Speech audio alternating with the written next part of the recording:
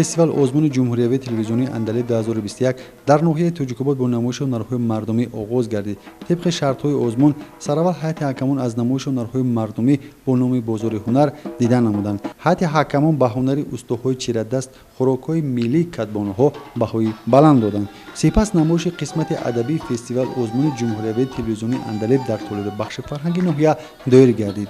هدف اساسی برگزاری فستیوال آزمون جمهوریوی تلویزیونی اندلیب 2021 احیا و رشد و تکامل هنرهای ملی و رسم و آیین‌های تاجیکانه، رشد و رونق فرهنگ ملی و تشویق و ترغیب تمدن گذشته و امروزه خلق تاجیک عنوان می‌شود. امروز در فستیوال آزمون جمهوریوی ایجادیات خلق اندلیب 2021 چهره‌های نو روی صحنه برآمده با هنر و مهارت خویش برآمد نموده از طرف حکمان بهای بلند گرفته به دور جمهوریوی رخ‌خط گرفتند.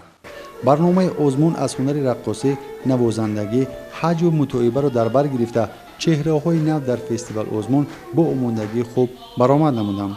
قسمت بیشتر شرط‌های آزمون از جانب حکمان سزاوار خلق‌های بلند گردیدند. واقعا صنعتکاران ناحیه توجیک‌آباد توانستند صنعت بالای خویش را نشان داده سزاوار بهای بلند گردند.